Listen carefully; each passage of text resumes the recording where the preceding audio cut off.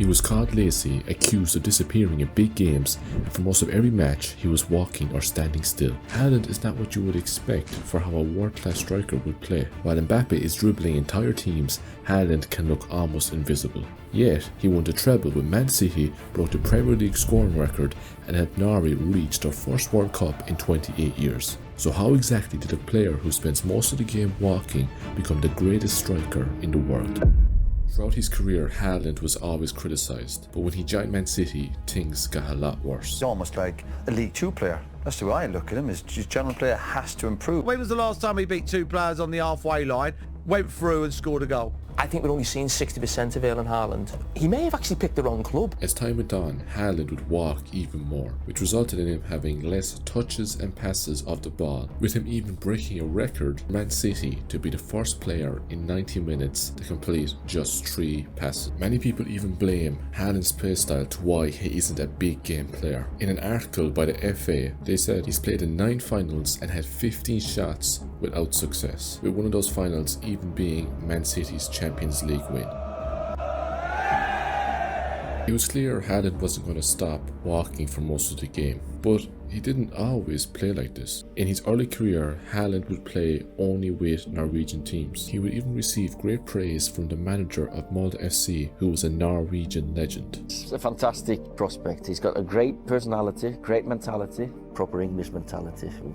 The first cup round he started and he scored our first goal. So he'll be a top player. After enough years showing his talent in Norway, Haaland would go on to join RB Salzburg, a team known for being aggressive and always pressing the ball. The thing is, Haaland would adapt to this playstyle very well, which would get him into the first team and the opportunity to play Champions League football. Champions League is maybe the biggest dream for every footballer, so yes, with this team and this squad I think we're capable. And when it was time for his Champions League debut, he didn't know it then, but his life was about to change forever. Played through towards Haaland, big chance! What a start! Way 2, it's Haaland again! 2-0! On the pass away 2, oh and Haaland! That day, Haaland didn't just get lucky. He would continue to perform well for RB Salzburg, and it wouldn't take long before a big team signed him. Often when young players move to bigger clubs, the pressure can get to them. But with Haaland, this was not the case, as in his debut match, he got a hat-trick in 20 minutes, which would only be the beginning of Haaland's record-breaking run. Champions League record there, Bundesliga record here, whatever it was, Haaland was dominating. It was looking like nobody could stop him, until October 2021, Haaland would suffer a hip flexor injury, putting him out for 9 games. And when he returned, it wouldn't take long before he was injured again for another 6 games. People began wondering, could Haaland's body handle the amount of running he was doing? If Haaland wanted to prevent injury, he was going to have to change. And that he did.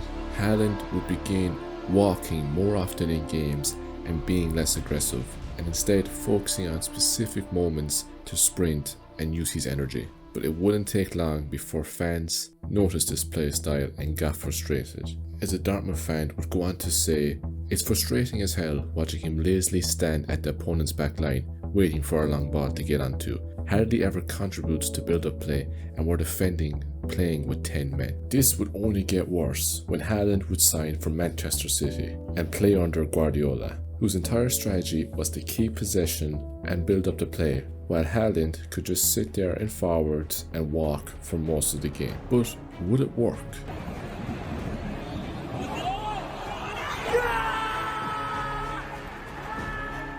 He has the numbers for Messi and Ronaldo, like control the last decade, 50 years, absolutely everything. And in terms of numbers, it's that level. So I don't know how he does, but the scoring 100 games, 91 goals is something in Premier League, you know that, in this country, is unbelievable. Of course, now that he doubled down on the walking play style, Haaland would receive a lot of criticism. But was he only following the manager's orders? What do you mean? I can come and play. I know how to play. Stay wide, on the line, don't move. You know. Yeah, and this is how this is something with me as well. Sometimes he tells me, stay high, don't come. So you want to come?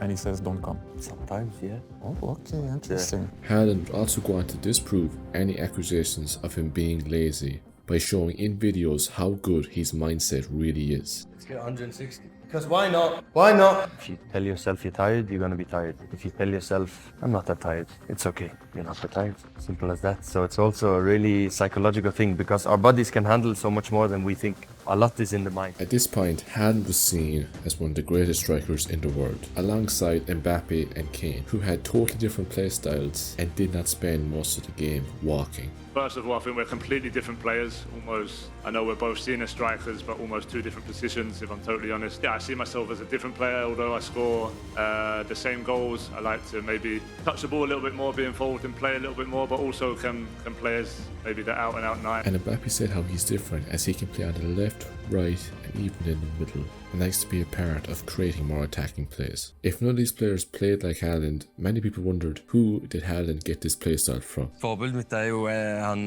svenske Zlatan, så han alltid vært høy, så jeg har alltid vilt være litt like han, så da, jeg synes det kult å være høy, jeg liker det. Det litt vondt på fly og sånn på knæene, men ellers så det veldig kult.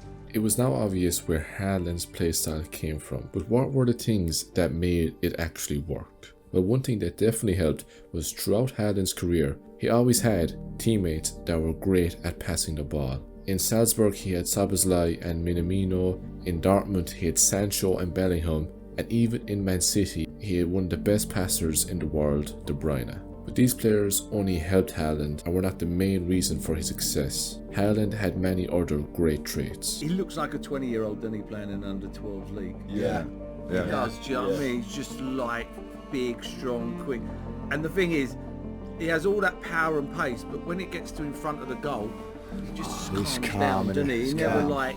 Always when he goes through, you never think, oh, he's going to... You just think it's a goal. Yeah. And no one mentioned that, did he? That run he did at Arsenal, the power, the strength, the speed, but his first touch. Oh, yeah. It's just fucking brilliant. And then just rolls it in the rolls corner. it in. Another thing Haaland is so good at is not being offside. He even went 2 years at Man City without ever getting offside. To compare, Mbappe has been offside 80 times in his first 2 years at Real Madrid. Haaland is even so strong, when players tackle him, they get injured. So it was clear Haaland walking all the time could work for a big team like Man City. But how would it work for the small country of Norway? Unfortunately for the 22 World Cup, Norway would fail to qualify and Haaland would be left at home. I will relax my body and my mind a lot, and then I will train. Going into the 2026 World Cup qualifiers, after players like Haaland and Odegaard proving themselves as world class and new promising Norway talent, there was a newfound hope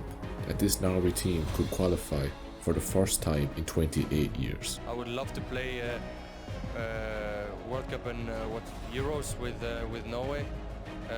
And I will do everything I can to make it happen. And he did do everything he could, as Norway would go on to win every single qualifying game, putting them at the top of their table and straight into the World Cup group stage. Haaland even nearly broke another record as he equaled Robert Lewandowski's 16 goals in the World Cup qualifiers. The final whistle blew. I felt such a big relief finally qualifying Norway to the World Cup. It was an amazing feeling.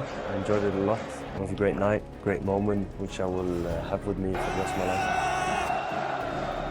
To go to San Siro and win 4-1 is a really big thing, and it also shows that we're capable of beating big nations like Italy, and makes us also a bit unpredictable, I would say. I will take game by game.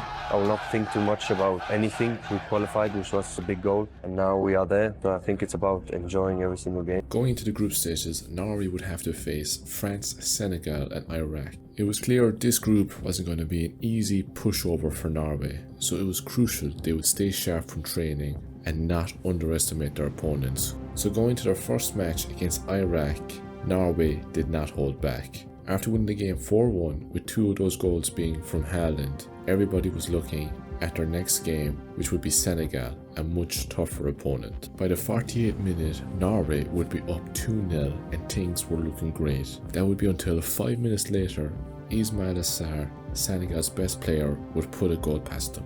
And weirdly enough, only another 5 minutes later, Haaland would put his second goal to put Norway up 3-1.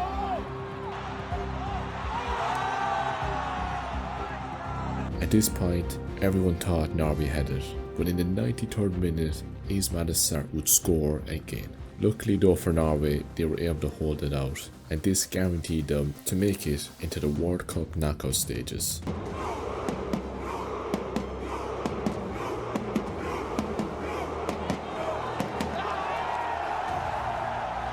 Norway's unique celebrations after qualifying put them in front of the eyes of everyone around the world. Norway's unique celebrations would make them actually become one of the most loved countries competing in the World Cup, and most neutral fans wanted them to do really well. So going into the game against France, they had the whole world behind them. But to a lot of people's surprise, they actually benched their best players to prevent them from getting injured, as they didn't need the points to qualify through. Part of something special. Norway is part of something special.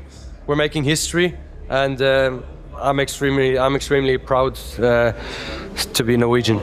In their first knockout stage game, they would just narrowly beat Ivory Coast after Haaland got an 86-minute winner and would become the hero. But unfortunately for Norway, their next opponent would be one of the best countries in World Cup history, Brazil. Everybody was going to be watching, and especially at Haaland versus Gabriel, as both players have had a heated rivalry playing against each other when Man City would play against Arsenal. These two lads now, both supremely talented, they're both going to be legends of the game. So that's going to be really interesting to see what sort of level of contacts we're going to have and how they get on together. But there's only so many times you can hit Haaland and get away with it. The stage was set. Would Norway be the ones to kick out Brazil and end what might have been Neymar's last World Cup? With over 30 million viewers, the game would begin, and to everyone's surprise, Norway would dominate possession. But this wouldn't stop Brazil from having many great attacking opportunities. But thankfully for Norway, Nyland, their goalkeeper, would make some outstanding saves. And as expected, Haaland would spend most of the game walking. But the Brazil defense knew at any moment he could strike. And when it came to the 79th minute, that's exactly what happened.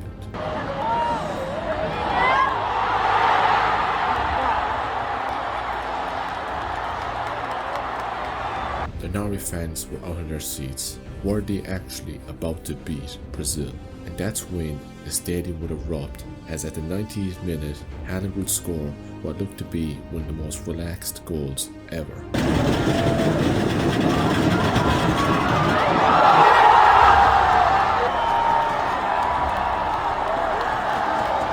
After 10 minutes of extra time, Brazil would get their first goal by Neymar after receiving a controversial penalty. And not long after, that would be full time.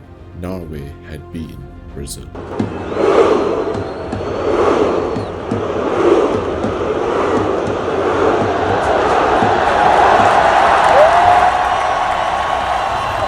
After the game, even Brazil's manager Carlo Ancelotti took notice of Haaland's strategy. He said, then in 1 second he's gone. Football is decided by moments, and Haaland is probably the best in the world at recognizing these moments. But would Haaland have his moment again in the next game playing against England? But not only was he going to be playing against Harry Kane, one of the greatest strikers in the world, he was going to be playing against an old friend from the Dortmund days. Are you from France? Because I fell for you. Welcome to Jude Bellingham. Is that? Get in here. We need to prep for training. I'm always prepped, bro. I'm always prepped.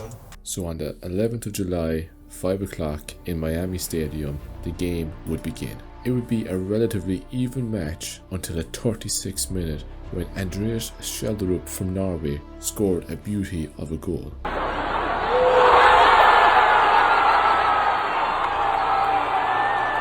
This would give Norway even more belief that they really could beat England. And at the 43rd minute, Sarlat would make a great run, which got him into the opportunity where he could pass to Haaland that would have probably been a guaranteed 2-0. But then something terrible happened. He did too much, messed around with the ball, and took a shot that hit straight off the defender.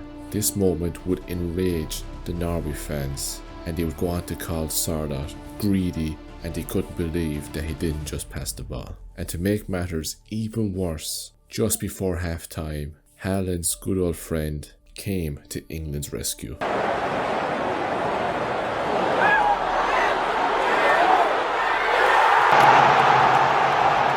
Unfortunately, the second half wouldn't bring as much excitement as there was no goals, and this match was going to extra time. But something seemed wrong about Haaland. It looked like he was out of energy and he wasn't going to be able to be the hero for this Norway team. After a short wait, extra time would begin, and it only took 3 minutes for Jude Bellingham to score again, after Norway's keeper Nyland made a terrible mistake. And even after Norway would sub on some of their young stars and even take off Haaland due to him having nothing left to give, the game would end 2-1 to England. But the Norway team didn't get boos for being kicked out of the World Cup. Instead, they were celebrated as they had just gone on a historic World Cup run. But after the game, it was clear Haaland was upset. It's kind of difficult to take in. It's been so much feelings, and again, I think this changes Norway. I think it changes me. We've shown that it's possible. We've shown that it's possible to beat one of the biggest football nations in the world, Brazil. Of course, we lose against England now. We gave them a good fight. I don't really know what to say more because I think I've spoken so much down here in the US and I'm getting a bit fed up of it. So now it's time to get holiday. Thank you, guys. So after all, it was clear Haaland didn't walk for most of the games because he was lazy, didn't want to help his team, or just outright selfish. It's because it allows him to reserve energy for the fast sprints he does, catch defenders off guard, and reduce his chances of injury. For club and country, Haaland has proved himself not only as a great player, but also as a great person. If you'd like to watch another amazing footballer story, click this video on screen right now, and don't forget to subscribe.